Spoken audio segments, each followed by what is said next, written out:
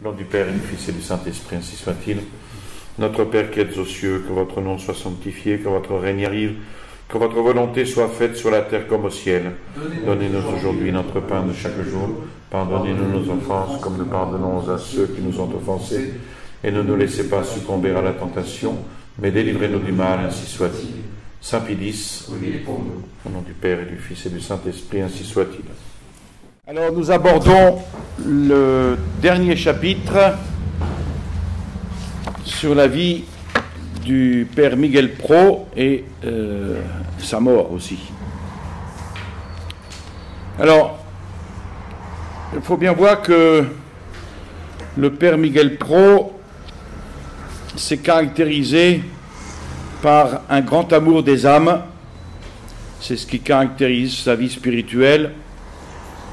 Cet amour va bientôt s'épanouir dans la plus grande preuve de l'amour qui est le sacrifice de sa vie pour ceux qu'on aime, à l'exemple de notre Seigneur.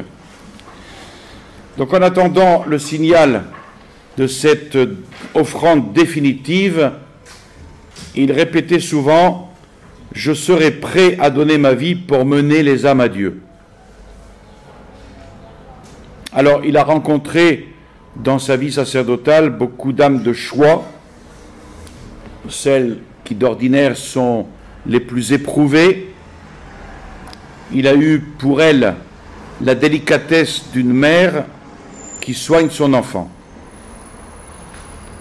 Étudiant chaque âme, il stimule le travail que la grâce opère dans cette âme, dans ces âmes. Dieu seul, disait-il, Dieu seul est le maître des âmes. Alors, il confie bien des affaires au bon Dieu quand il voit chez une âme hésitation ou malaise. Un soir, il était rentré très tard et n'avait pas encore récité son bréviaire. Il tombait de fatigue après une longue séance au confessionnal. Et tout à coup, le souvenir d'une âme éprouvée lui revient à la mémoire. Il se met à genoux et il achève son office en offrant sa fatigue pour elle. Donc, un amour sans égoïsme. Quand on lui témoigne quelques marques d'affection, il l'écarte aussitôt. Je suis prêt à donner ma vie pour les âmes, mais ne veux rien de personne pour moi. Ce que je désire uniquement, c'est de les mener à Dieu. Si je retenais quelque chose pour moi, je serais un voleur, un infâme. Je ne serais plus un prêtre. Alors, le secret de cet amour des âmes, de ce zèle pour les âmes, il le dévoile un jour, tenant en main une image du cœur de Jésus. Il s'écrie « La croix, la croix, la croix de notre Seigneur Jésus-Christ ». Elle signifie pour nous amour, amour ardent, amour constant, folie d'amour. Dans ce livre précieux, continue-t-il, dans ce livre précieux que nous étudions, c'est-à-dire la croix, notre cœur y trouvera un objet digne de lui et notre amour pourra s'épanouir.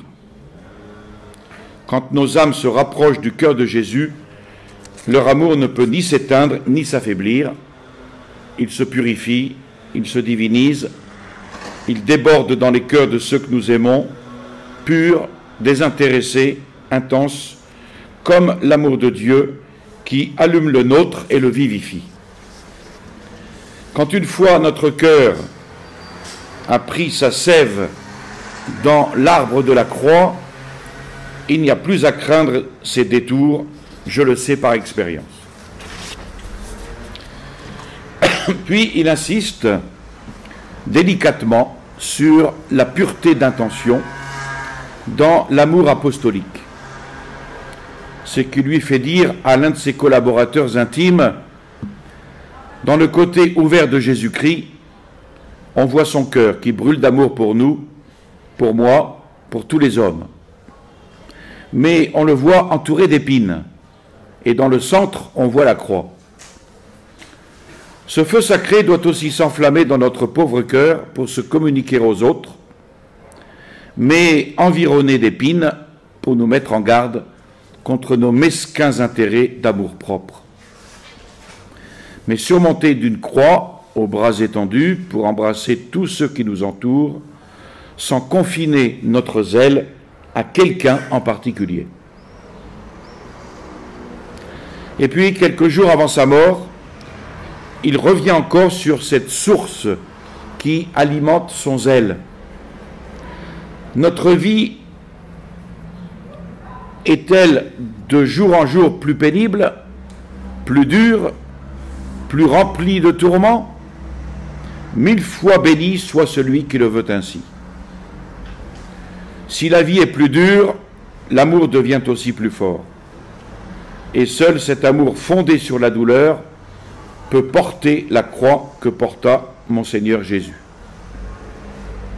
Donc, amour sans égoïsme, sans retour sur soi-même, mais qui met au cœur une soif ardente d'aimer et de souffrir pour tous ceux qui nous entourent, une soif dévorante qui anoblit l'âme en la purifiant, une soif que ne saurait apaiser ni les insuccès, ni les mépris. Alors, quand son travail auprès des âmes lui laisse un moment libre, il n'a pas de peine à se mettre à prier. Et son attitude prêche encore mieux que ses plus belles paroles. Il faut ajouter aussi que le Père Pro a appris l'amour des âmes également dans le cœur de la Très Sainte Vierge Marie, dans sa grande dévotion à la Mère du Ciel. L'héroïsme du Père Pro devant les balles ne s'est pas improvisé. On sait dès lors donc à quelle source il puisait depuis déjà longtemps sa force, c'est-à-dire l'intimité avec le Christ et la dévotion très tendre envers la Vierge Marie. Alors le Père Pro peut se présenter devant le peloton d'exécution. Le Père Pro désirait la mort des martyrs, tout en disant au bon Dieu que votre volonté soit faite, hein, évidemment. Il disait qu'il mourrait car pour sauver le Mexique, il fallait du sang sacerdotal et beaucoup. Un matin de novembre, il demande aux religieuses d'un couvent où il disait la messe de prier Dieu qu'il voulut bien prendre sa vie pour le salut de la patrie. Après la messe, il rencontre la supérieure. « J'ai senti, lui dit-il, que mon offrande a été acceptée. » Et le Père Pro attendait donc cette heure, choisie par Dieu, il l'attendait ardemment. D'un autre côté, Caïès cherchait l'occasion que ses calculs souhaitaient, et il crut que cette occasion s'offrait à la suite d'un attentat qui fut commis contre le général Obregón le 13 novembre. Le général Obregón, de retour à Mexico depuis quelques heures, se rendait aux courses de taureaux. Quand une automobile frôla la sienne, elle portait quatre jeunes gens armés. L'un d'eux lança une bombe dans la direction d'Obregón pendant que ses compagnons tiraient des balles. Les officiers de l'entourage ripostèrent et blessèrent un des assaillants en fuite.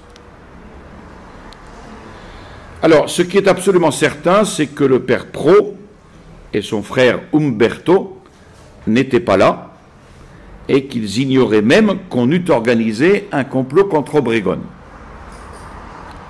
Au reste, durant 3 jours, personne ne s'avisa de mettre le Père Pro en cause dans cette affaire. Mais le 17 novembre, dans la soirée, Madame Montes de Oca, dont on a déjà parlé puisqu'elle hébergeait le Père Pro, cette dame fut soudainement appréhendée par la police et conduite en prison. ont voulu la sauver et c'est en donnant des explications qu'on révéla, par mégarde ou par calcul, la cachette des frères Pro. Les agents de Caïès jubilèrent. Ils allaient enfin mettre la main sur celui qui leur échappait depuis plus d'1 an. Dans la même nuit, donc, l'arrestation fut organisée. Bassaï et quelques soldats furent chargés de faire cette arrestation au petit jour. Le père Pro et ses frères ne se doutaient absolument de rien. Depuis quelques jours, ils avaient changé de domicile. À 4 heures du matin, la porte de leur chambre s'ouvre brusquement. Bassaï et les siens braquent sur eux leurs revolvers. « Ne bougez pas !» crièrent-ils. Umberto, voyant que quelque chose de grave allait se passer, dit au père « Je veux me confesser. » « Pas permis, dit Bassaï. « Je le confesse quand même, répond le père Pro. Et il amène son frère au fond de la chambre et il l'absout. Roberto se présente à son tour. Les soldats attendent, nerveux, craignant que les pros ne firent de la résistance. Le brave qui les avait mis en garde s'appelait Cruz. Le général Cruz, il était général, bien qu'il n'eût jamais rencontré en face un ennemi armé. C'était l'ami de Caïès, dont il exécutait les ordres. Lui seul connaissait le plan du président. Lui seul devait donc, dans la cause du père Pro, être témoin, juge, accusateur et bourreau. Les soldats, députés par lui pour capturer les frères Pro, arrivèrent donc à la prison de bonne heure et Cruz dormait encore. En attendant leur juge, les 3 captifs remplissent les formalités d'usage, puis on essaie de les compromettre. Et pour surprendre le premier mouvement de la nature, on les met brusquement en face de l'automobile d'Obregon, démantibulée par la bombe. « Voilà ce que vous avez fait, leur dit-on. » Et Umberto répond sans s'émouvoir, « Eh bien, vous venez de me l'apprendre. » Les ordres de Cruz tardent à venir. Après 4 heures d'attente inutile, on conduit les prisonniers dans leurs cellules. Umberto va rejoindre Madame Montes de Oca, capturée la veille. Roberto et le père sont mis ensemble. Pendant 3 jours, on n'entend plus parler d'eux. Le 21 novembre, Cruz se charge de donner au public les premières nouvelles des prisonniers.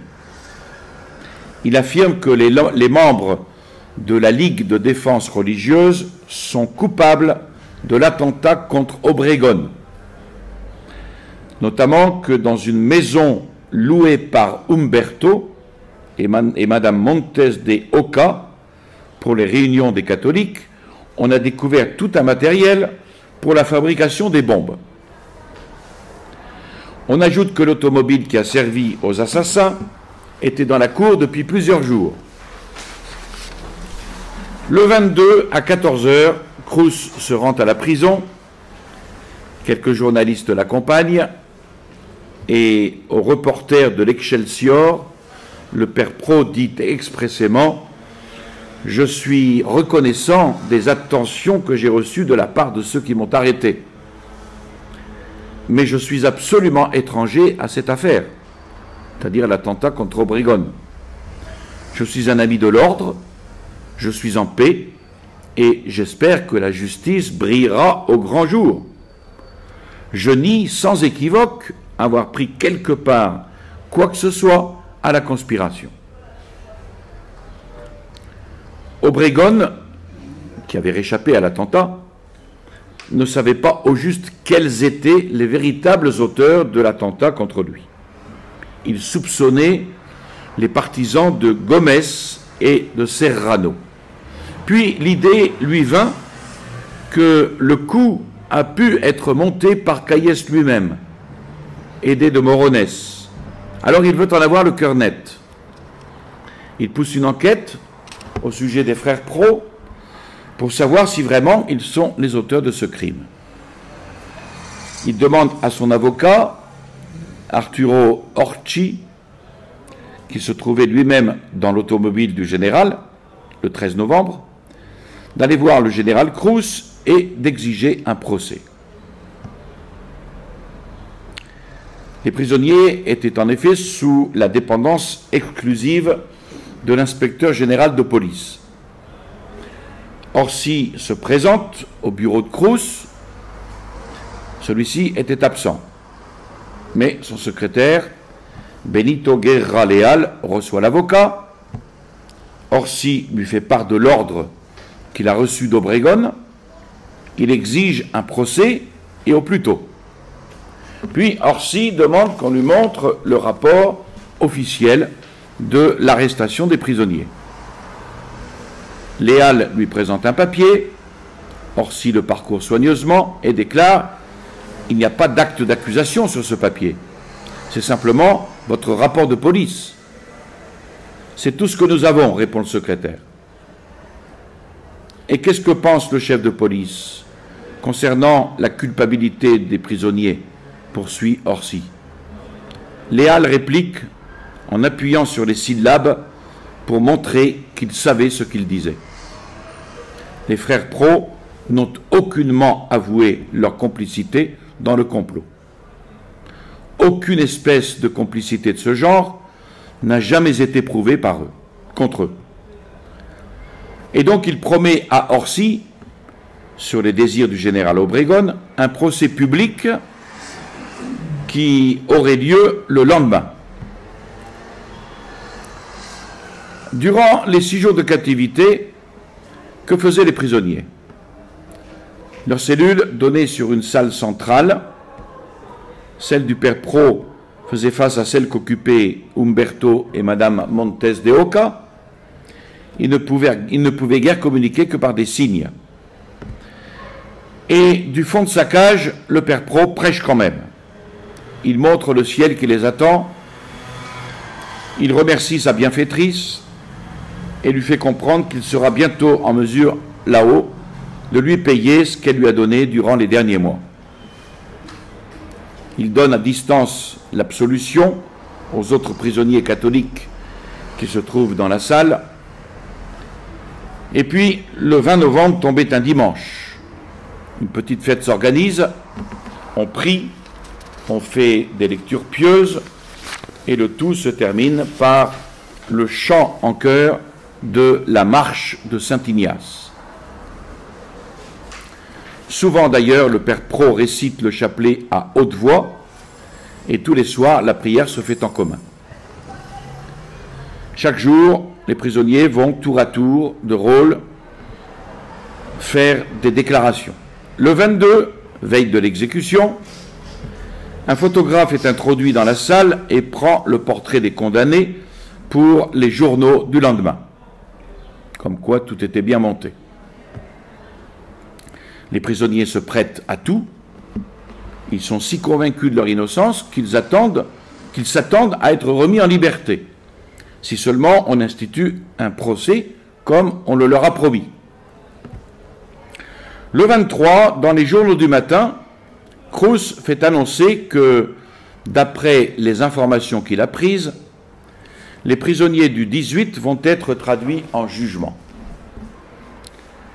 Et soudain, vers 8 heures, grande activité autour de la prison. Les troupes arrivent. Les photographes et reporters, dûment avertis, accourent. Une foule de curieux s'amasse dans les rues avoisinantes. Et pendant ce temps-là, une autre scène se passe dans la prison. Les officiers se présentent devant la cellule du père Pro et ils appellent Miguel Pro. Le père était habitué d'être mandé pour toutes sortes de déclarations. Alors il sort tout de suite de sa cellule, sans gilet. On lui dit d'aller le mettre. Et quand Roberto aide son frère, il sent que sa main est pressée fiévreusement par celui qui allait à la mort. il comprit que c'était son adieu. En route, un soldat de l'escorte demande au père Pro de lui pardonner. Non seulement je vous pardonne, mais je vais prier pour vous. Je vous remercie de la grande faveur que vous me faites aujourd'hui. Le père Pro se place donc à l'endroit désigné face au peloton. Le major Torres lui demande s'il a quelque chose, s'il a quelque désir à exprimer. Oui, répond le père Pro. Je veux prier un peu. Il s'agenouille, fait lentement le signe de la croix, joint les mains, offre sans doute à Dieu le sacrifice de sa vie, baise dévotement le petit crucifix qu'il a dans sa main. Il se relève, il refuse le bandeau et il se tourne vers les représentants du gouvernement et les soldats, étonnés de tant de sang-froid. Dieu m'est témoin que je suis innocent du crime que vous m'imputez, dit le Père. Avec son crucifix, il trace sur la foule un grand signe de croix. Que le bon Dieu ait pitié de vous tous. Il étend la main gauche, que son chapelet enlace, et les bras en croix, il répète les paroles du Christ mourant. De tout cœur, je pardonne à mes ennemis. Quand les autres martyrs du Mexique mouraient, c'est d'une voix forte qu'il disait l'invocation favorite des catholiques, « Vive le Christ roi ». On remarqua que le père Pro, avant de prononcer ces mots, se recueillit. Il leva les yeux au ciel et lentement, à voix basse, mais distincte, comme le prêtre qui consacre l'hostie, il répéta le mot d'ordre que le pape Pie XI avait donné au monde chrétien, « Vive le Christ roi ».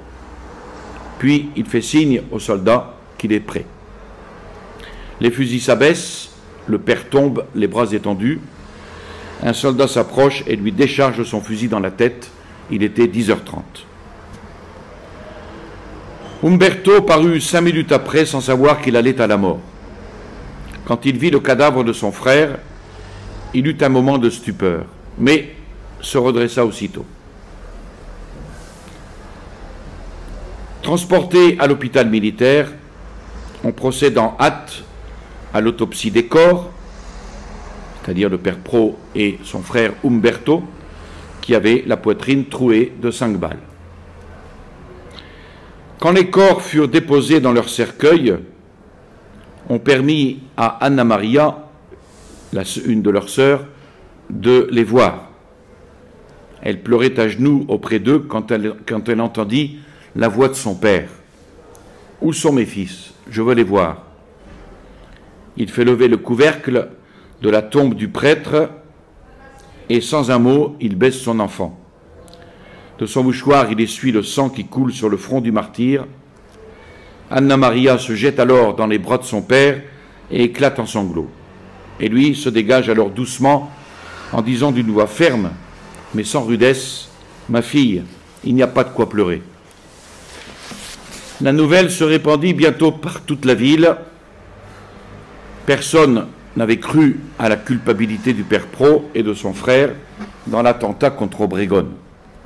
Pas même le général Cruz. Orsi, l'avocat du général Obregón, n'y croyait rien non plus. Mais le général Cruz tenait en main un prêtre, dont le zèle lui avait été si souvent signalé, et puis, en la personne d'Umberto, un apôtre de l'ACJM, ardent promoteur de la Ligue de défense religieuse, et donc leur sentence de mort était déjà portée. Alors, pour se donner une raison devant le peuple, le général Cruz accusa les frères Pro d'avoir participé à l'attentat contre le général Obregón. Les dessous de l'affaire Pro furent vite mis au clair. On apprit que dans la soirée du 22 novembre, Calles avait décidé la mort du père Pro et qu'il avait donné l'ordre au général Cruz d'exécuter au plus tôt les 4 détenus. Cruz avait suggéré à Calles qu'il valait peut-être mieux garder les apparences légales. Ce à quoi Caïès répliqua: « Je ne veux pas de forme, ce que je veux, c'est le fait. » Alors, le triomphe du martyr du Père Pro commença aussitôt après sa mort, de 17h jusqu'à 23h, et le lendemain de 6h à 15h, ce fut un pèlerinage ininterrompu vers la maison où reposait son corps. Des milliers de personnes y vinrent prier.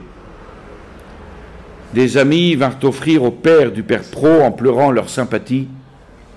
Il répondait: « Le père fut un apôtre, Umberto fut un ange toute sa vie, et ils sont morts pour Dieu. Avec lui, ils jouissent déjà dans le ciel. » À l'heure dite, quand les cercueils portés par des prêtres franchirent le seuil de la maison, une immense clameur retentit: « Vive le Christ roi !»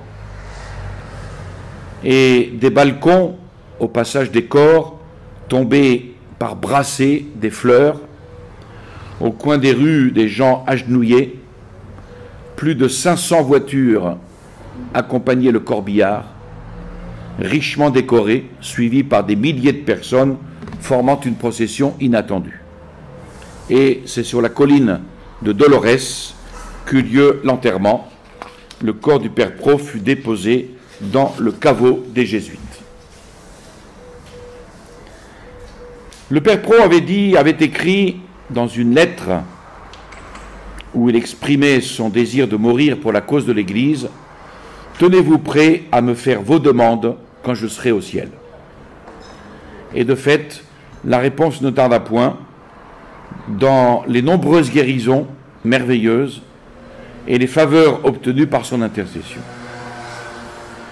Fin 1928, on mit sous les yeux du pape Pie XI une photographie représentant un groupe de Mexicains tués par les bandes de Caïès.